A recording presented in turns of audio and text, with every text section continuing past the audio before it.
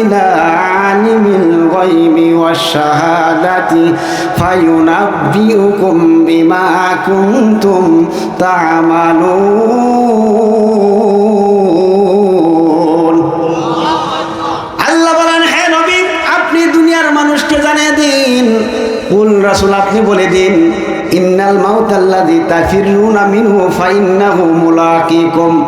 আল্লাহ বলেন, তোমরা যে মৃত্যু থেকে পলায়ন করছো, অবশেষে তোমাদের সাথে মৃত্যু অবশ্যই তোমাদের সাথে সাক্ষাৎ করবে। আমরা কি চিরকাল জীবিত থাকবো না আমাদের মৃত্যু আছে? আল্লাহ বলতেছেন, তোমরা যে মৃত্যু থেকে পলায়ন করছো, অবশেষে অবশ্যই তোমাদের সাথে মৃত্যু এসে সাক্ষাৎ করবে। এরপর আল্লাহ বলেন, তোমাদেরকে উপস্থিত করা হবে সেই রব্বে কারিমের সামনে, যিনি তোমাদের গোপন এবং প্রকাশ্য সকল বিষয়ে জ্ঞাত, সকল বিষয়ে অবগত আছেন। সেই রবের সামনে তোমাদেরকে উপস্থিত করা হবে এবং বলা হবে, ফায়ুনাব্বিউকুম বিমা কুনতুম তা'মালুন। আল্লাহ বলেন, এবং তোমরা যা করো তা তোমাদেরকে জানিয়ে দেওয়া হবে। সব কিছু দুনিয়াতে তুমি দিনের বেলায় কি করো, রাতের বেলায় কি করো, আল্লাহ পাকের যে হুকুম আকাম আছে সঠিকভাবে মানো কি মানো না, এইগুলি সব যা কিছু করতেছো, ভালো করো মন্দ করো, সব কিন্তু ওই দিন তোমাকে জানিয়ে দেওয়া হবে। কথা ঠিক কিনা? ভাই আমার, বন্ধুগণ আমার, এই দুনিয়ার জমিনটা হলো, দুনিয়ার জগৎটা হলো আমাদের জন্য হলো আখিরাতের জবাবদিহিমূলক আমল করার জায়গা। ঠিক কিনা? রাসূল বলেছেন, আর দুনিয়াও মাজরাতুল আখিরাহ, দুনিয়াটা হলো আখিরাতের শস্য ক্ষেত্র।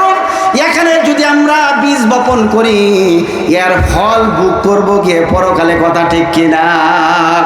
এই জন্য আল্লাহ বলেছেন, ফায়ুনাব্বিউকুম বিমা কুনতুম তা'মালুন, যে তোমরা যা করবে তা তোমাদেরকে জানিয়ে দেওয়া হবে। ভাই আমার, বন্ধুগণ আমার, প্রত্যেকটা কথা, প্রত্যেকটা কাজ, প্রত্যেকটা আমল ওই দিন কিন্তু আমাদের সামনে উপস্থাপন করা হবে। কথা ঠিক কিনা? আল্লাহ বলেন, বান্দারে আমি তোমাকে দুনিয়াতে পাঠাইছি, এমনি এমনি তোমাকে ছেড়ে দেই নাই, অবশ্যই তোমার পর্যবেক্ষক আছে। আল্লাহ পাক কোরআনুল কারীমের ভিতরে জানিয়ে দেন, ইয ইয়াতালাক্কাল মুতালাক্কিয়ানি আনিল ইয়ামিনি ওয়া আনিশ শিমালি কঈদ। আল্লাহু আকবার। আল্লাহ বলেন, স্মরণ করো, হিসাব গ্রহণকারী দুইজন ফেরেশতা তোমাদের ডানে এবং বামে হিসাব লিখতেছে। দুইজন ফেরেশতা আমাদের আছে না নাই? একজন ডান দিকে আর একজন বাম দিকে, দুইজন হিসাব লিখতেছে। তুমি ভালো আমল করলে তাও লিখে রাখে, তুমি মন্দ কিছু করলে তাও লিখে রাখে। কথা ঠিক কিনা?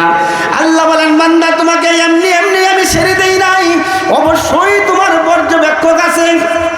ওয়া ইন্না আলাইকুম লাহাফিজিন কিরামান কাতিবিনা ইয়ালামুনা মা তাফআলুন। আল্লাহ বলেন, অবশ্যই তোমাদের পর্যবেক্ষক আছে, তারা হলো কিরামান কাতিবিনা, তারা হলো সম্মানিত লেখকবৃন্দ, যারা তোমাদের সকল আমল লিখে রাখতেছে। ইয়ালামুনা মা তাফআলুন, তোমরা যা করো তারা তা জানে, সব জানে, সব কিছু ভিডিও হচ্ছে, সব কিছু সাথে সাথে লিখে রাখা হচ্ছে। কথা ঠিক কিনা? কাল কিয়ামতের ময়দানে, হাসরের ময়দানে যখন আমরা উঠব, তখন কিন্তু আমাদের আমল নাম আমাদের সামনে উপস্থাপন করা হবে। আল্লাহ বলেছেন, তোমরা যা করবে তা তোমাদেরকে জানিয়ে দেওয়া হবে। আপনি যদি ভালো আমল করেন, আল্লাহর বিধান মানেন, আল্লাহ পাকের হুকুম মাফিক নিজের জীবনটাকে গড়তে পারেন, আপনার প্রত্যেকটা কথা, প্রত্যেকটা কাজ যদি আল্লাহর হুকুম মাফিক হয়ে থাকে, রাসূলকে অনুসরণ করে যদি আপনি করতে পারেন, কাল কিয়ামতের ময়দানে প্রত্যেকটা আমল এবং প্রত্যেকটা কাজ আপনার সামনে উপস্থাপন করা হবে। ভালো আমলগুলিও করা হবে উপস্থাপন, মন্দ আমলগুলিও। কথা ঠিক কিনা? ভাইরা আমার, বন্ধুগণ আমার, আল্লাহ রাব্বুল আলামিন বলবেন, আমলনামার সামনে দিয়ে বলবেন, ইকরা কিতাবাকা কাফা বিনাফসিকাল ইয়াওমা আলাইকা হাসিবা। আল্লাহ বলবেন, ইকরা। আল্লাহ পাক আদেশ করবেন, পড়ো কিতাবাকা, তোমার কিতাব, তোমার আমলনামা, তোমার গ্রন্থ, কাফা বিনাফসিকাল ইয়াউমা আলাইকা হাসিবা, আজকে তোমার হিসাব নিকাশের জন্য তুমি নিজেই যথেষ্ট। দুনিয়াতে থাকা অবস্থায় তুমি কি কাজ করেছিলে? নামাজ যদি সঠিকভাবে পড়ে থাকো, রোজা যদি রেখে থাকো, হজ ফরজ হয়ে থাকলে যদি হজ করে থাকো, জাকাত ফরজ হয়ে থাকলে যদি জাকাত দিয়ে থাকো, এইভাবে আল্লাহ প্রত্যেকটা বিধান তুমি যদি সঠিকভাবে মেনে থাকো, তাহলে সব কিছু তোমার সামনে এসে যাবে। পাশাপাশি যদি তুমি মানুষের ক্ষতি করে থাকো, আল্লাহর বিধান যদি না মেনে থাকো, তাহলে সেই মন্দ কাজগুলিও তোমার সামনে উপস্থিত করা হবে। মানুষ আশ্চর্য হয়ে যাবে, আমল নামা যখন সামনে দেওয়া হবে, তাকাইয়া দেখবে যে ছোট্ট ছোট্ট মন্দ কাজগুলিও তার সামনে উপস্থিত করা হয়েছে, আশ্চর্য হয়ে যাবে। আবার দেখবে একেবারেই ছোট্ট ছোট্ট ভালো কাজগুলি যা করছে, সব ওই ছোট্ট ভালো কাজগুলি তার সামনে উপস্থাপন করা হয়েছে, আমল নামার মধ্যে এসে গেছে। আপনি একজন বৃদ্ধ মানুষের লাঠি হাত দিয়ে উঠিয়ে দিয়েছেন, ওই দিন দেখতে পাবেন আপনার আমল নামার ভিতরে ওই আমল আছে না নাই। আবার রাত্রির অন্ধকারে ষড়যন্ত্র করে মানুষের ক্ষতি করছেন, চুরি করেছেন, ডাকাতি করেছেন, ও ভাই সেই আমলটাও কিন্তু ওইখানে আছে না নাই। এই জন্য আল্লাহ বলেছেন যে তোমরা যে মৃত্যু থেকে পলায়ন করো, অবশেষে মৃত্যু তোমাদের সাথে সাক্ষাৎ করবে, আর তোমাদেরকে উপস্থিত করা হবে সেই রব্বে কারিমের সামনে, যিনি গোপন এবং প্রকাশ্য সকল বিষয়ে অবগত আছেন। আর তোমাদের সামনে তোমাদেরকে জানিয়ে দেওয়া হবে যা তোমরা করছিলা দুনিয়াতে, সব তোমাদেরকে জানিয়ে দেওয়া হবে। ভাইয়ের আমার, বন্ধুগণ আমার, গভীর মনোযোগ দিতে হবে। আমরা মুসলমান, আমাদের সংবিধান হলো আল কোরআন, কথা ঠিক কিনা? মুসলমানদের সংবিধান হলো আল কোরআন। কোরআনের প্রত্যেকটা হুকুম এবং আহকাম আমাদেরকে মানতে হবে, কথা ঠিক কিনা? কোনো মানুষ যদি একটা বিধানকে অস্বীকার করলে ঈমান থাকবে? ভাই আমার, বন্ধুগণ আমার, এই জন্য আমরা মানুষ মরণশীল, আমাদেরকে মরতে হবে। মৃত্যু থেকে কেউ পলায়ন করতে পারবে না। একদিন না একদিন আমাদেরকে মৃত্যুবরণ করতেই হবে। এই মৃত্যুর জন্য আমাদেরকে প্রস্তুতি নেওয়ার দরকার আছে না নাই? আমরা এখন জীবিত আছি, এক সময় আমরাও থাকবো না, এমনকি আমাদের পরবর্তী প্রজন্ম যারা আসবে তারাও কিন্তু একদিন থাকবে না, কথা ঠিক কিনা? সৃষ্টির সরলগ্ন থেকে অজিয়ত নিযুত অগণিত কোটি বনি আদম দুনিয়াতে আগমন করেছে, আবার তারা চলেও গেছে, যেতে বাধ্য, কারণ হলো মৃত্যুবরণ করতেই হবে, ঠিক কিনা? পাপী তাপী গুনাহগার নেককার আল্লাহওয়ালা বুজুর্গ, এমনকি প্রতাপশালী ক্ষমতাবান বিত্তবান কেউ পৃথিবীতে থাকতে পারবে না, এমনকি নবী রাসূলরা পর্যন্ত পৃথিবীতে থাকতে পারে নাই, ঠিক কিনা? যেহেতু পারে নাই, আমরাও পারবো না, আমাদেরকে মৃত্যুবরণ করতে হবে। এই জন্য মৃত্যুর জন্য আমাদেরকে প্রস্তুতি নিতে হবে, ঠিক কিনা? ভাইয়ের আমার, বন্ধুগণ আমার, গভীর মনোযোগ দিবেন। মূল আলোচনার বিষয় হলো আমার মৃত্যু, কারণ আমরা মরণশীল, মৃত্যুর স্বাদ আমাদেরকে চাখতে হবে। এই জন্য আমি মৃত্যু সম্পর্কে আপনাদের সামনে কোরআন এবং হাদিসের আলোকে কিছু সময় কথা বলতে চাই। আপনারা শুনতে রাজি আছেন তো? মনোযোগ দিয়ে শুনবেন তো? খুব গুরুত্বপূর্ণ আলোচনা। কারণ হলো মৃত্যু হলো মুমিনদের জন্য হাদিয়া। মৃত্যু মুমিনদের জন্য কি? মৃত্যু মুমিনদের জন্য ভয়ের কারণ এবং উপকরণ নয়, মৃত্যু হলো মুমিনদের জন্য হাদিয়া স্বরূপ। আল্লাহ নবী মুহাম্মদুর রাসূলুল্লাহ সাল্লাল্লাহু আলাইহি ওয়াসাল্লাম হাদিস শরীফের ভিতরে ইরশাদ করেন, তুহফাতুল মুমিনিল মাউতু, রাসূল বলেছেন মৃত্যু হলো মুমিনদের জন্য হাদিয়া। কারণ হলো একজন মুমিন বান্দা এই মৃত্যুর মাধ্যমে সে পুরস্কারের মঞ্চে চলে যাবে, বলেন সুবহানাল্লাহ। একজন মুমিন বান্দা এই মৃত্যুর মাধ্যমে সে রব্বে কারীমকে দর্শনের রাস্তা পেয়ে যাবে। আল্লাহ পাককে দেখার চেয়ে চরম এবং পরম সৌভাগ্য আরো কিছু আছে নাকি? এই মৃত্যুর মাধ্যমেই একজন মুমিন বান্দা আল্লাহ পাককে দেখার সৌভাগ্যতা অর্জন করবে, কথা ঠিক কিনা? এই জন্য বন্ধুগণ আমার, মৃত্যু আমাদেরকে বরণ মৃত্যু থেকে পালানো যাবে না। মৃত্যুর একটা সময় নির্ধারণ করা আছে, কারণ হলো যার যেই জায়গায় মৃত্যু হবে, যেখানে হবে, যেই সময় হবে, আল্লাহ রাব্বুল আলামিন সব কিছু নির্ধারণ করে দিয়েছেন। কথা ঠিক কিনা? আমরা কখন মারা যাব সব কিছু নির্ধারণ করে দিয়েছে কে? মৃত্যুর আজরাইলকে প্রতিহত করা যায় না, মৃত্যুর আজরাইলকে বাধা প্রদান করা যায় না, মৃত্যুকে বাধা দেওয়া যায় না। কারণ হলো কত প্রতাপশালী জমিদার, বড় লোক, পয়সাওয়ালা, টাকা পয়সার মালিক, আমরা দেখেছি অনেক ক্ষমতার মালিক, যারা এত নিরাপত্তার ভিতরে থাকার পরেও আজরাইল তাদেরকে জান কবজ করছে। কথা ঠিক কিনা? আপনারা গভীরভাবে লক্ষ্য করুন, যারা নাকি এই দুনিয়ার জমিনে রাষ্ট্রপ্রধান ছিল, যেমন আমাদের বাংলাদেশের রাষ্ট্রপ্রধান ছিল, জেনার ছিল যেমন শেখ মুজিবুর রহমান, জিয়াউর রহমান, এরাও কিন্তু মৃত্যুবরণ করছে। কথা ঠিক না বেঠিক? কারণ হলে এরা কিন্তু অনেক ক্ষমতাধর ব্যক্তি ছিল। ইন্দিরা গান্ধী বলেন, রাজীব গান্ধী বলেন, পাকিস্তানের বেনজির ভুট্টো বলেন, এরা প্রত্যেকেই কিন্তু অনেক নিরাপত্তার ভিতরে ছিল, অনেক বাহিনী ছিল। এরা কথা বললে পুলিশ বলেন, র্যাব বলেন, বিডিআর বলেন, আর্মি বলেন, প্রত্যেকটা প্রশাসনের লোকেরা তাদের কথা শুনতো। কথা ঠিক কিনা? যখন তারা রাস্তা দিয়ে কোনো দিকে যাইতো, সাথে সাথেই তাদের নিরাপত্তার ব্যবস্থা করা হইতো। ঠিক কিনা? এরপরেও এত নিরাপত্তা বেষ্টনীর ভিতরে থাকার পরেও আজরাইল তাদের জানখানা কবজ করে নিয়েছে। তারা কিন্তু মৃত্যু থেকে রেহাই পায় নাই। কিন্তু আমাদের তো কোনো নিরাপত্তা নাই, আমাদের মৃত্যু হবে কি হবে না? যত ক্ষমতাশীল লোক থাক, মৃত্যু যথা সময়ে হবে। আল্লাহ পাক বলেন, বান্দারে তুমি যে মৃত্যুবরণ করবা, যেই জায়গার মধ্যে তোমার এই স্থানটা আমি নির্ধারণ করে দিয়েছি। লক্ষ্য করে দেখবেন, অনেক মানুষ আছে গাড়ি অ্যাক্সিডেন্টে মারা যায়, আবার অনেকেই বাড়িতে মারা যায়, আবার অনেকেই বাস অ্যাক্সিডেন্টে মারা যায়, কেউ জাহাজ ডুবির ঘটনায় মারা যায়। কথা ঠিক কিনা? কেউ বিমান বিধ্বস্ততায় মারা যায়।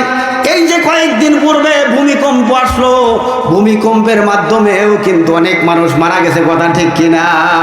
আল্লাহ রাব্বুল আলামিন পবিত্র কুরআনুল কারীমের ভিতরে জানিয়ে দেন, বান্দারে কুল্লাউ কুনতুম ফি বুয়ুতিকুম লাবারাযাল্লাযীনা কুতিবা আলাইহিমুল কতলু ইলা মাদাজিহিম। বলেন আল্লাহু আকবার। আল্লাহ বলেন, কুল নবী আপনি বলে দিন, পৃথিবীর মানুষদেরকে জানিয়ে দিন, লাউ কুনতুম ফি বুয়ুতিকুম, তোমরা যদি তোমাদের ঘরের মধ্যেও থাকো, গভীর মনোযোগ দিতে হবে। আল্লাহ বলেন, বান্দারে তোমরা যদি তোমাদের ঘরের মধ্যেও থাকো, লাবারাযাল্লাযীনা কুতিবা আলাইহিমুল কতলু, নিহত হওয়া যদি তাদের নির্ধারিত হয়ে থাকে, লাবারজা, আল্লাহ বলেন অবশ্যই তারা বের হয়ে আসবে, নিজেই বের হয়ে আসবে, ইলা মাদাজিহিম, তাদের মৃত্যুর স্থানের দিকে। যদি তুমি ঘরের মধ্যেও থাকো, যেই জায়গায় তোমার মৃত্যুর স্থান নির্ধারণ করা হয়েছে, আল্লাহ বলেছেন যাদের মৃত্যু নির্ধারিত হয়ে গেছে, তারা ঘরের মধ্যে থাকলেও সেখান থেকে অবশ্যই বের হয়ে নিজেই ইলা মাদাজিহিম, তাদের মৃত্যুর স্থানের দিকে চলে যাবে। এর দ্বারা কি বোঝা গেল? আল্লাহ পাক রব্বুল আলামিন জানিয়ে দিলেন, ও দুনিয়ার মানুষেরা রে, তুমি কোন জায়গায় মারা যাবা এই স্থানটাও আমি নির্ধারণ করে দিয়েছি। ঠিক কিনা? এরপর আল্লাহ বলেন, শুধু তাই নয়, আমি স্থান নির্ধারণ করেছি, পাশাপাশি তুমি যে দুনিয়াতে কতদিন থাকবা এই সময়টাও আমি আল্লাহ পাক তোমার জন্য নির্ধারণ করে দিয়েছি। আমরা কতদিন থাকবো এই সময়টাও নির্ধারণ আছে না নাই?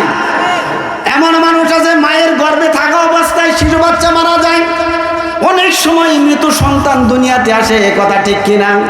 আবার অনেক সময় দেখা যায় শিশু সন্তান দুনিয়াতে আসার কিছুক্ষণ পরে মৃত্যুবরণ করে, অনেক সময় 2-1 মাস পরে মৃত্যুবরণ করে, 2-1 বছর পরে মৃত্যুবরণ করে, 10 বছর, 5 বছর, 50 বছর, 100 বছর, 150 বছর পর্যন্ত আবার মানুষ জীবিত থাকে। ঠিক কিনা? এই জন্য আল্লাহ বলেছেন, বান্দারে তুমি দুনিয়াতে কতদিন থাকবা, মৃত্যুর সময়টা আমি আল্লাহ পাক তোমার জন্য নির্ধারণ করে দিয়েছি। ওয়ালাকিন ইউআখিরুহুম ইলা আজালিন মুসাম্মা ফাইযা জাআ আজালুহুম লা ইস্তাখিরুনা সাআতান ওয়া লা ইস্তাকদিমুন। আল্লাহ বলে ওয়ালাকিন ইউআখিরুহুম ইলা আজালিন মুসাম্মা। আল্লাহ বলেন, আল্লাহ রাব্বুল আলামিন তিনি তোমাদের জন্য একটা নির্ধারিত টাইম পর্যন্ত, সময় পর্যন্ত অবকাশ দিয়ে থাকেন, নির্ধারিত সময় পর্যন্ত। ফাইজা যা আজালুহুম, অথবা যখন তোমার সেই সময়টা উপস্থিত হয়ে যায়, সময়টা ফুরিয়ে যায়, আল্লাহ বলেন লা ইস্তাখিরুনা সাআতান ওয়া লা ইস্তাকদিমুন। যখন তোমার সময় শেষ হয়ে যাবে, আল্লাহ বলেন একটা মুহূর্তের জন্য তুমি পিছনের দিকেও যেতে পারবে না, এমনকি তুমি সামনের দিকেও যেতে পারবে না। একটা মুহূর্তের কথা বলা হয়েছে, সেকেন্ড তো বলে না, একটা মুহূর্ত। আল্লাহ বলেছেন এক মুহূর্তের জন্য পিছনেও যাইতে পারবা না, সামনেও যাইতে পারবা না। আমাদের মৃত্যু হবে যথা সময়ে যথা স্থানে। এই মৃত্যুর হাত থেকে রক্ষা পাওয়া আমাদের কারো পক্ষে সম্ভব না, মৃত্যুকে প্রতিহত করা সম্ভব না। এই জন্য মৃত্যুর জন্য প্রস্তুতি নেওয়ার দরকার আছে না নাই? ভাই আমার বন্ধুগণ, আমার গভীর মনোযোগ দিতে হবে। আজকে আমরা টাকার মালিক, কোটি কোটি টাকার মালিক। টাকা হইলেই মানুষ বড় বড় বিরাট বড় বড় দালান কোটা বানানোর জন্য পাগল হয়ে যায়, কথা ঠিক কিনা? 10 তলা 20 তলা 100 তলা 100-র উপরেও আপনার তালা বিশিষ্ট বিল্ডিং নির্মাণ করে। দুনিয়াতে মনে হয় চিরকাল সে থাকবে, মৃত্যুর কথা তার স্মরণ আসে না। সে দুনিয়ার জন্য এমন পাগল করা হয়, একটা সেকেন্ডের জন্য সে চিন্তা করে না কে তাকে দুনিয়াতে পাঠাইছে, কোন কারণে পাঠাইছে, কোন উদ্দেশ্যে পাঠাইছে, আবার তাকে কোথায় চলে যেতে হবে, কার কাছে যেতে হবে, একটা মুহূর্তের জন্য চিন্তা করে না, কথা ঠিক কিনা? ভাইরা আমার, বন্ধুগণ আমার, আজকে মানুষ বাড়ি বানানোর জন্য পাগল হয়ে গেছে। কয়েকটা বিশিষ্ট বাড়ি নির্মাণ করে, একটা বাড়ির জন্য চিন্তা করে না তারা আসল বাড়ি কোনটা, ঠিক কিনা? পাগল পারা হয়ে গেছে বাড়ি বানানোর জন্য। এত সুন্দর ভালো উন্নত মানের মিস্ত্রি দিয়ে তারা বাড়ি নির্মাণ করে, এমনকি এমন সুন্দর সুন্দর কামরা তারা তৈরি করে, সাউন্ড প্রুফ, যেই কক্ষের ভিতরে থেকে কথা বললে বাইরের কেউ শুনতে পায় না, বাহির থেকে কথা বললে ভিতরের কেউ শুনে না। বিরাট দামি মোজাইক, বিরাট টাকা পয়সা খরচ করে ভালো মিস্ত্রি দিয়ে বাড়ি বানায়। এই বাড়ির ভিতরে যদি কেউ থাকে, এরপরে যদি মনে করে আজরাইল সেখানে ঢুকতে পারবে না, এমন ধারণা যদি কেউ করে, সে চালাক না বোকা? জোরে বলেন, সে চালাক না বোকা? এই জন্য আল্লাহ বলেছেন আইনামা তাকুনু ইউদরিকুমুল মাউতু ওয়ালাউ কুনতুম ফি বুরুজিন মুশাইয়াদা। ভাইরা আমার, বন্ধুগণ আমার, এমন একদিন আসবে যেই দিন তোমাদেরকে মৃত্যু লাগাল পাবে। তোমরা যদি দুর্গের ভিতরে থাকো, সেখানেও কিন্তু আজরাইলকে তোমারে ধরবো। তুমি যত শক্তিশালী রড দিয়ে, সিমেন্ট দিয়ে বিরাট বড় প্রাসাদ তৈরি করো, এই প্রাসাদের ভিতরে যদি তুমি থাকো, সেখানেও কিন্তু মৃত্যুর আজরাইল যাবে, এই প্রাসাদ তোমাকে রক্ষা করতে পারবে না, কথা বলেন ঠিক কিনা? এই জন্য বন্ধুগণ আমার, গভীর মনোযোগ দিতে হবে। পবিত্র কুরআনুল কারীমের 3 জায়গার ভিতরে আল্লাহ রাব্বুল আলামিন এই মৃত্যুর 3টি চিত্র তুলে ধরেছেন। 1 নম্বর চিত্র হলো কিছু মানুষ যাদের মৃত্যু আসবে, মৃত্যু আসার পরে আল্লাহ রব্বুল আলামিনের কাছে দরখাস্ত জানাবে, রব্বুল আলামিন আমাকে যদি কিছু সময়ের জন্য সুযোগ দিতা, আমি নেক আমল করতাম। মৃত্যু আসলে আল্লাহর কাছে এই দরখাস্ত জানাবে। এখন আপনাদের কাছে প্রশ্ন, আল্লাহ পাকের কাছে যখন সময় চাবে, এই বায়না ধরবে, আল্লাহ পাক কি তার সময় দিবে? 50 বছর, 60 বছর, 70 বছর, 100 বছর হায়াতে জিন্দেগি দেওয়ার পরে তুমি নামাজ পড়ো নাই, রোজা রাখো নাই, হজ ফরজ হয়েছে হজ করো নাই, জাকাত ফরজ হয়েছে জাকাত দেও নাই, আর এখন মৃত্যু উপস্থিত হওয়ার পরে তুমি আল্লাহর কাছে যখন দরখাস্ত করবে, তোমার এই দরখাস্ত আল্লাহ মঞ্জুর করবে না। কথা ঠিক কিনা? কোনো লাভ নাই আল্লাহর কাছে তখন দরখাস্ত করে, কারণ সময় তো ফুরাই গেছে। ঠিক কিনা? এরপরে দ্বিতীয় নম্বর চিত্র কোরআনুল কারিমে এসেছে। আরেক শ্রেণীর লোকেরা যখন মৃত্যু আসবে, তখন আল্লাহ রব্বুল আলামিনের কাছে বলবে, রব্বুল আলামিন আমাকে কিছু সময় দিলে আমি দান সদকা করতাম, কিছু সময় দিলে আমি দান সদকা করতাম, হে মাবুদ আমাকে কিছু সময় দাও।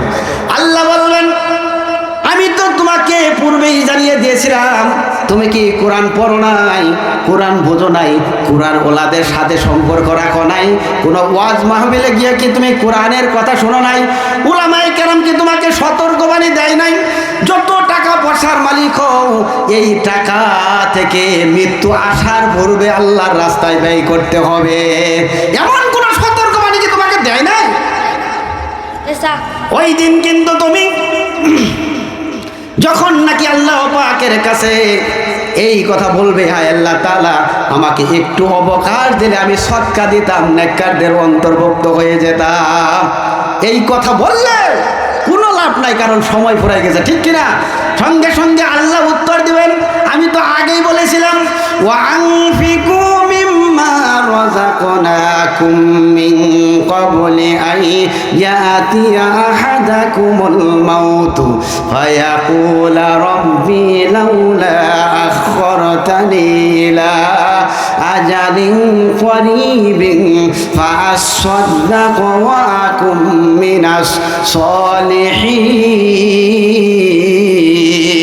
আল্লাহু আকবার। আল্লাহ বলেন, ওয়া আনফিকু মিম্মা রাযাকনাকুম মিন ক্বাবলি আন ইয়াতিয়া আহাদাকুমুল মাউত, হে মানুষ মৃত্যু আসার পূর্বে আমি তোমাদেরকে যে সম্পদ দিয়েছি, যে রিজিক দিয়েছে তা থেকে ব্যয় করো। নির্দেশ কার? আল্লাহ বলছে মৃত্যু আসার আগে আমার দেওয়া সম্পদ থেকে আল্লাহর রাস্তায় ব্যয় করো, অন্যথায় ফায়াকুলা রাব্বি লাউলা আখখারতানি ইলা আজালিন করিবিন ফাআসাদদাক ওয়া আকুম মিনাস সলিহিন। অন্যথায় যখন মৃত্যু আসবে তখন সে বলবে, হে আমার রব আমাকে কিছু সময়ের জন্য অবকাশ দিলে সদকা তথা জাকাত দিতাম এবং নেককারদের অন্তর্ভুক্ত হয়ে যেতাম। কিছু সময় দিলে আল্লাহ আমি নেককারদের অন্তর্ভুক্ত হয়ে যেতাম, মসজিদে দান করতাম, মাদ্রাসায় দান করতাম, এতিমখানায় দান করতাম, আমি দরিদ্র মানুষদেরকে সাহায্য সহযোগিতা করতাম। হায় আল্লাহ তাআলা আমাকে একটু সময় দাও, আমি দান সদকা করব। আল্লাহ বলেন, ওয়ালাই ইউআখিরুল্লাহু নাফসান ইযা জাআ আজালুহা। আল্লাহ পাক রব্বুল আলামিন বলেন, যখন কারো নির্ধারিত সময় উপস্থিত হয়ে যাবে, মহান আল্লাহ রব্বুল আলামিন কিছুতেই অবকাশ দিবেন না।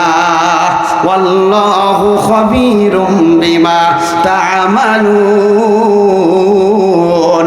আর আল্লাহ রব্বুল আলামিন তোমরা যা করো সেই সম্পর্কে মহান রব্বুল আলামিন বিশেষভাবে অবগত আছে। কথা ঠিক কিনা? এই জন্য মৃত্যু আসলে এক শ্রেণীর লোকের যখন আল্লাহ পাকের কাছে বলবে, হে রব্বুল আলামিন আমাকে সামান্য কিছু সময়ের জন্য অবকাশ দিলে আমি দান সদকা করতাম, আল্লাহ বলবে কাম নাই, ওয়ালা ইউআখিরুল্লাহু নাফসান ইযা জাআ আজালুহা।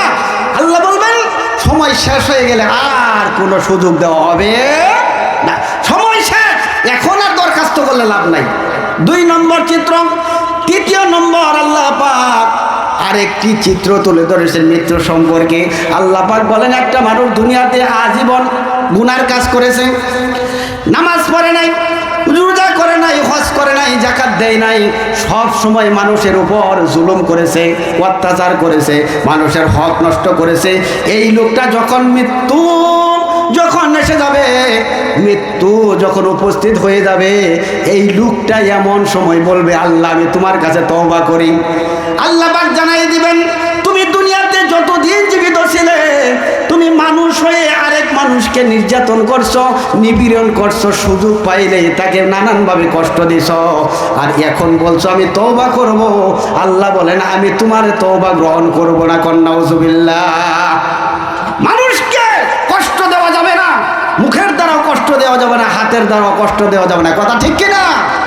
কারণ আপনি মানুষকে কষ্ট দিবেন, নির্যাতন করবেন, নিপীড়ন করবেন, বিভিন্নভাবে মানুষদেরকে আপনার কষ্টের মধ্যে ফেলবেন, আল্লাহ পাক রব্বুল আলামিন আপনার তওবা কিন্তু গ্রহণ করবে না মৃত্যুর সময়। এই জন্য তওবা যদি করতেই হয় আমাদেরকে সুস্থ থাকা অবস্থায় আমাদেরকে তওবা করতে হবে। প্রতিনিয়ত, প্রতি মুহূর্তে, প্রত্যেক সময়ই কাজের সাথে সাথে কাজ করব, পাশাপাশি আমরা আমাদের কাজের ফাঁকে ফাঁকে আমাদের ভুলের জন্য মহান রব্বে কারিমের দরবারে তওবা করব। ইনশাআল্লাহ আল্লাহ যেন কবুল করে, বলেন আমিন। যে কথা বলতেছিলাম যে এই তিনটা চিত্র, কিন্তু আল্লাহ রাব্বুল আলামিন বলবেন সময় শেষ, আর কাজ হবে না। ভাইরা আমার, বন্ধুগণ আমার, এই মৃত্যু আমাদেরকে বরণ করতেই হবে। মৃত্যু থেকে যেহেতু আমরা বাঁচতে পারবো না, এই জন্য মৃত্যুর জন্য প্রস্তুতি নেওয়ার দরকার আছে না নাই?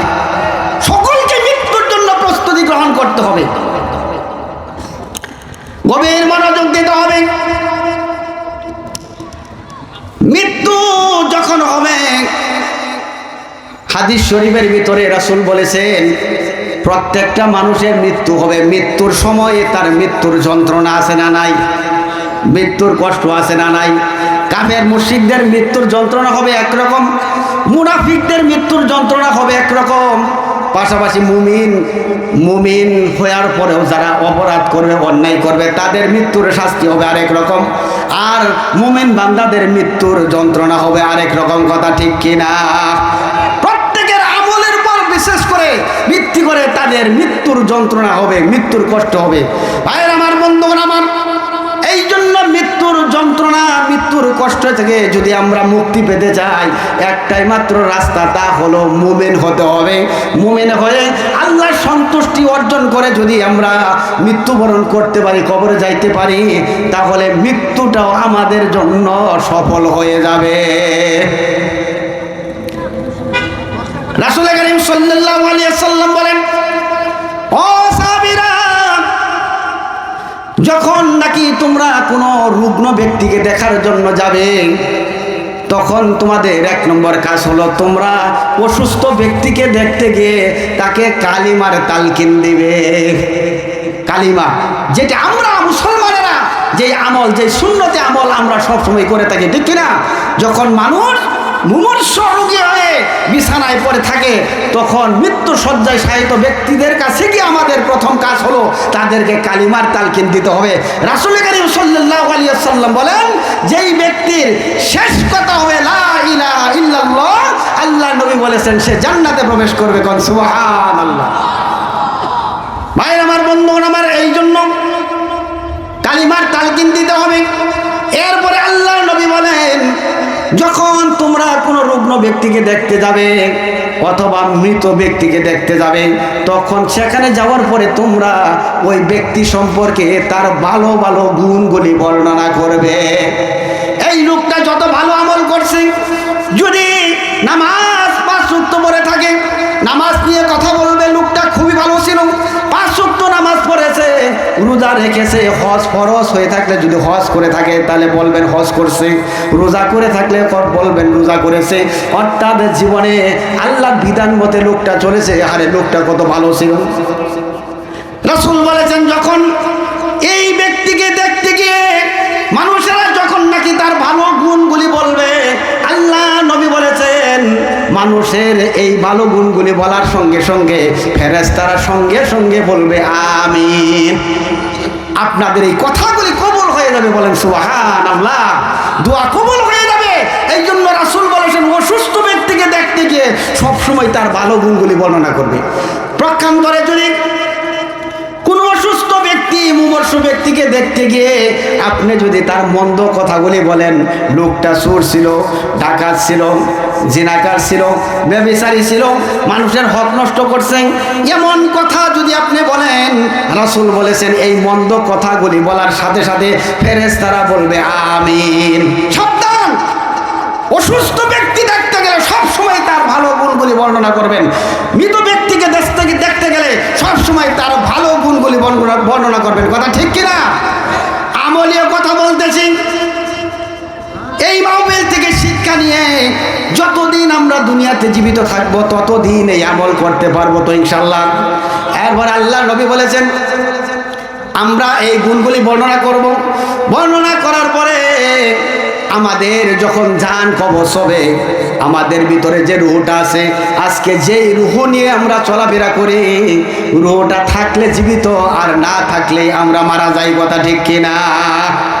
এই যে ভিতরে রুহটা আছে, গভীর মনোযোগ দিতে হবে। এই রুহটা যখন আমাদের ভিতর থেকে বাহির করবেন, রাসূল করিম সাল্লাল্লাহু আলাইহি ওয়াসাল্লাম বলেন যখন কোন মুমিন ব্যক্তির ভিতর থেকে রুহটা বাহির করা হবে, ফেরেশতারা যখন আসবে মুমিন ব্যক্তির সামনে সুন্দর আকৃতি ধারণ করে ফেরেশতারা আসবে। আসা মাত্রই মুমিন ব্যক্তিকে আহলান সাহলান স্বাগতম জানাবে, সুসংবাদ দিবে। ফেরেশতারা তাকে সুসংবাদ দিবে। এরপরে রাসূল বলেছেন মুমিন ব্যক্তির জান খারা কবজ করার পরে স্বর্ণের তস্তুরিতে করে তার এই রুহটাকে নিয়ে ফেরেশতা যখন রওনা করবে, আল্লাহ নবী বলেছেন মুমিন ব্যক্তির রুহটা নিয়ে ফেরেশতারা যখন আকাশের দিকে রওনা করবে, এই রুহ থেকে মেশক আম্বরের সুঘ্রাণ বাহির হতে থাকবে।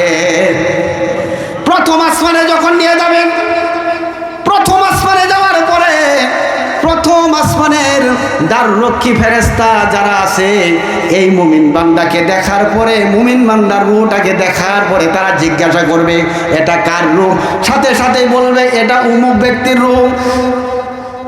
আকাশের দ্বাররক্ষী ফেরেশতারা বলবে এই লোকটা দুনিয়াতে থাকা অবস্থায় নামাজ পড়েছে, রোজা করেছে, হজ করেছে, যাকাত দিয়েছে, খুব ভালো মানুষ ছিল, মুমিন বান্দা, তার জন্য আজকে আসমানের দরজা খুলে দেওয়া হবে।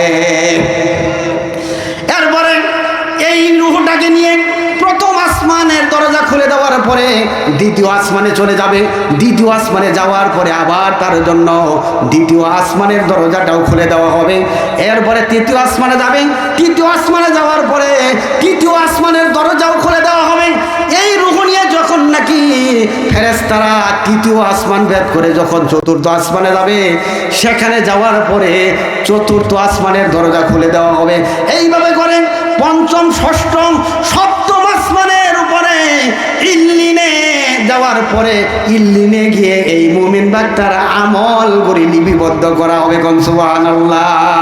সাত আসমানের উপরে ইল্লিন এই মুমিন বান্দার সমস্ত আমল সেখানে লিপিবদ্ধ করার পরে আল্লাহ বললেন একে আবার পুনরায় জমিনে পাঠাই দাও। আল্লাহ বলবেন আমি ওয়াদা করেছি, আমি তোমাদেরকে মাটি থেকে তৈরি করছি, আবার পুনরায় তোমাদেরকে মাটি থেকে সৃষ্টি করবো। কোন সুবহানাল্লাহ। ভাই আমার, বন্ধুগণ আমার, এই মুমিন বান্দা যখন নাকি ইল্লিনে তার আমল নামা লেখার পরে এই রূহটাকে আবার দুনিয়াতে পাঠিয়ে দেওয়া হবে। আল্লাহ রাসূল বলেছেন দুনিয়াতে আসার পরে কবরের ভিতরে এই লোকটার ভিতরে আবার এই রূহটা প্রবেশ করানো হবে। প্রবেশ করানোর পরে দুইজন ফেরেশতা এই লোকটাকে ধরে এইভাবে চাপ দিয়ে সোজা করে বসাবে। বসানোর পরে দুইজন ফেরেশতা তাকে তিনটা প্রশ্ন করবে। জোরে বলেন কয়টা প্রশ্ন করবে? কবরের মধ্যে কয়টা প্রশ্ন করবে? মুমিন ব্যক্তিকে তিনটা প্রশ্ন করবে। এক নম্বর প্রশ্ন করা হবে মার রব্বুকা, তোমার রব কে? দুই নম্বরে বলা হবে ওমা দিনুকা, তোমার দিন কি? তৃতীয় নম্বর প্রশ্ন করা হবে ওমান নাবিয়ুকা, তোমার নবী কে? সঙ্গে সঙ্গে মুমিন বান্দা বলে দিবেন মার রব্বুকা, তোমার রব কে? বলার সঙ্গে সঙ্গে মুমিন বান্দা বলবে রব্বি আল্লাহ, আমার রব হচ্ছে আল্লাহ রাব্বুল আলামিন। দ্বিতীয়বার যখন প্রশ্ন করবে ওমা দিনুকা, তোমার দিন কি? সঙ্গে সঙ্গে মুমিন বান্দা বলে দেবে দিন আল ইসলাম, আমার ধর্ম হলো ইসলাম। এরপরে তৃতীয়বার প্রশ্ন করবে ওমান নাবিয়ুকা, তোমার নবীকে? আরেকবার মনে এসেছে রাসূল করিম সাল্লাল্লাহু আলাইহি ওয়াসাল্লামকে সশরীরে দেখানো হবে, বলা হবে এই ব্যক্তি তো সম্পর্কে তোমার ধারণা কি? যখন এই কথা বলা হবে বলার সঙ্গে সঙ্গে লোকটা বলে দিবে হাযান নাবিয়ুনা মুহাম্মাদুর রাসূলুল্লাহ সাল্লাল্লাহু আলাইহি ওয়াসাল্লাম, ইনি হলেন আমার দয়াল নবী মুহাম্মাদুর রাসূলুল্লাহ সাল্লাল্লাহু আলাইহি ওয়াসাল্লাম। যখনই মুমিন বান্দা কবরের ভিতরে তিনটি প্রশ্নের জবাব যখন সঠিকভাবে দিয়ে দিবে, দেওয়ার সঙ্গে সঙ্গে রাসূল বলেন তিনটি প্রশ্নের জবাব দেওয়ার সঙ্গে সঙ্গে এই মুমিন বান্দার শরীরে জান্নাতি পোশাক পরিয়ে দেওয়া হবে। কোন সুবহানাল্লাহ। কবরটাকে জান্নাতের টুকরায় পরিণত হয়ে যাবে, জান্নাতি পোশাক পরিয়ে দেওয়া হবে, জান্নাতের সাথে সরাসরি রাস্তা বাইর করে দেওয়া হবে। রাসূল বলেছেন শুধু তাই নয়, কবরটাকে 70 গড় কুশাদা করে দেওয়া হবে, প্রশস্ত করে দেওয়া হবে। আর এক হাদিসে আল্লাহর নবী বলেছেন এই মুমিন বান্দার দৃষ্টি যত দূর যাবে তত দূর পর্যন্ত এই কবরটাকে প্রশস্ত করে দেওয়া হবে। কোন সুবহানাল্লাহ। আমার কথা আপনারা বুঝতেছেন তো? গভীর মনোযোগ দিতে হবে। কবরটা প্রশস্ত হয়ে যাবে, প্রকান্তরে যখন নাকি কোন বদকার পাপিষ্টের জান যখন কবজ করতে আসবে, ফেরেশতারা তখন বিশাল ভয়ঙ্কর আকৃতি ধারণ করে আসবে। রাসূল বলেছেন এই পাপিষ্ট গুনাহগার যখন ফেরেশতাদেরকে দেখবে, দেখার সঙ্গে সঙ্গে সে ভয় পেয়ে যাবে, এমনকি ভয় পেয়ে তার আত্মা তার রূহটা পুরা শরীরের মধ্যে ছড়িয়ে যাবে। ফেরেশতাদের আকৃতি দেখেই ভয় পেয়ে যাবে, এমনকি তার ভিতরের যে রূহটা আছে এই রূহটা পুরা শরীরের মধ্যে একদম আপনার ছড়িয়ে ছিটিয়ে যাবে। আল্লাহ নবী বলেন ফেরেশতারা যখন এই পাপিষ্টের জান কবজ করবে তখন এত কষ্ট দিবে, এত কষ্ট দিয়ে তার জান কবজ করবে। রাসূল বলেছেন যখন সরিয়ে ছিটিয়ে যাবে, যখন কষ্ট দিয়ে জান কবজ করবে তখন তার শরীরের প্রত্যেকটা রগ ছিঁড়ে যাবে। কন্যা নাউজুবিল্লাহ। প্রত্যেকটা রগ ছিঁড়ে যাবে, ছিঁড়ে এরপর বাহির হবে। আল্লাহর রাসূল বলেন এই বদকার ব্যক্তির জানটা যখন বাহির করবে তখন এই জানের সাথে সাথে এমন একটা দুর্গন্ধ, একটা পচা গন্ধ বাহির হবে, তখন এই জানটা এই আত্মাটা নিয়ে যখন নাকি আসমানের দিকে ফেরেশতারা রওনা দিবে, আসমানে যাওয়ার পথে যত ফেরেশতারাই দেখবে সাথে সাথে তারা বলবে এই পচা এই দুর্গন্ধজনিত আত্মা কার? ভাইরা আমার, বন্ধুরা আমার, এই পাপিষ্টের আত্মা নিয়ে রাসূল বলেছেন তখন যখন নাকি ফেরেশতারা উপরের দিকে রওনা হবে, যাইতে যাইতে যাইতে যাইতে প্রথম আসমানে যখন দ্বার রক্ষীদের কাছে গিয়ে উপস্থিত হবে, সেখানে যাওয়া মাত্রই আসমানের দ্বার রক্ষী ফেরেশতারা বলবে এই রূহটা কার? যখন নাকি তাদেরকে পরিচয় দেওয়া হবে, পরিচয় পাওয়ার সঙ্গে সঙ্গেই ফেরেশতারা তাকে বিভিন্নভাবে তিরস্কার করবে, বলবে এই লোকটা দুনিয়াতে অনেক বদ আমল করেছে, লোকটা গুনাহগার, বদকার, পাপিষ্ঠ, এই জন্য এর এই রূহটা এত দুর্গন্ধ, এত পচা। কাজে এই পাপিষ্টের জন্য আজকে আসমানের দরজা খোলা হবে না, আসমানের দরজা তার জন্য বন্ধ থাকবে, এই পাপিষ্টের জন্য আকাশের দরজা খোলা হবে না। সঙ্গে সঙ্গে ফেরেশতারা এই রূহটাকে নিচের দিকে, জমিনের দিকে এমন দূরে নিক্ষেপ করবেন, আল্লাহর নবী বলেছেন 7 জমিন ভেদ করে সিজ্জিনে গিয়ে পড়ে যাবে। এই পাপিষ্টের আত্মারা সিজ্জিনে, 7 জমিনের নিচে সিজ্জিনে চলে যাবে। এরপরে সেখান থেকে আবার এই আত্মাটাকে কবরে নিয়ে আসা হবে। কবরের মধ্যে তার ভিতরে, তার দেহের ভিতরে প্রবেশ করানোর পরে পুনরায় 2 জন ফেরেশতা তাকে ধরে সোজা করে বসাইবে। রাসূল বলেছেন সোজা করে বসাইবে, বসানোর পরে তাকেও 3টা প্রশ্ন করা হবে। 1 নম্বর মার রব্বুকা, তোমার রবকে? এই পাপিষ্ঠ বলবে আমি জানি না। এরপরে দ্বিতীয়বার বললে আমা দিনুকা, তোমার দিন কি? এই পাপিষ্ঠ বলবে আমি জানি না। 3য় নম্বর যখন আল্লাহর নবীকে দেখানো হবে, বলা হবে তোমার নবীকে, তোমার দিন কি? তোমার নবীকে দিন কি? এরপরে আল্লাহ রাসূলকে আরেক বর্ণনায় আসছে সরাসরি দেখানোর পরে সে বলতে পারবে না যে আমি চিনি না, আমি চিনি না। রাসূল করিম সাল্লাল্লাহু আলাইহি ওয়াসাল্লাম বলেন, যখন এই পাপিষ্ঠ ব্যক্তি প্রশ্নের জবাবগুলি দিতে পারবে না, প্রশ্নের জবাবগুলি না দেওয়ার কারণে তার কবরটাকে সংকুচিত করে দেওয়া হবে। দুই পাশের মাটি, এক পাশের মাটি আরেক পাশের মাটিকে এমন জোরে ধাক্কা দিবে, দেওয়ার সঙ্গে সঙ্গে এক পাশের হাড্ডিগুলি চুরমার হয়ে ভেঙে আরেক পাশে চলে যাবে। বলেন নাউজুবিল্লাহ। ভাইয়ের আমার, বন্ধুগণ আমার, এই পাপিষ্ঠ গুনাহগারদের এমন শাস্তি হবে, কবরটা জাহান্নামের টুকরায় পরিণত হয়ে যাবে। এই জন্য বন্ধুগণ আমার, আমরা যেহেতু মৃত্যুপথের যাত্রী, মৃত্যু আমাদেরকে বরণ করতে হবে। মুমিন হয়ে যদি কবরে যাইতে পারি, তাহলে কবরটা আমাদের জান্নাতের টুকরা হয়ে যাবে। কে কে কবরটা যাতে জান্নাতের টুকরা হয়, মুমিন হয়ে আল্লাহর দরবারে যেতে চাই, আল্লাহ পাককে দুটি হাত তুলে আল্লাহকে দেখাইয়া দেয়। সবাই তো কবরটা যেন আমাদের জান্নাতের টুকরা হয়ে যায়, আমরা সবাই চাই তো। আল্লাহ পাক যেন আমাদের সকলকে মুমিন হিসাবে কবুল করেন। বলেন আমিন।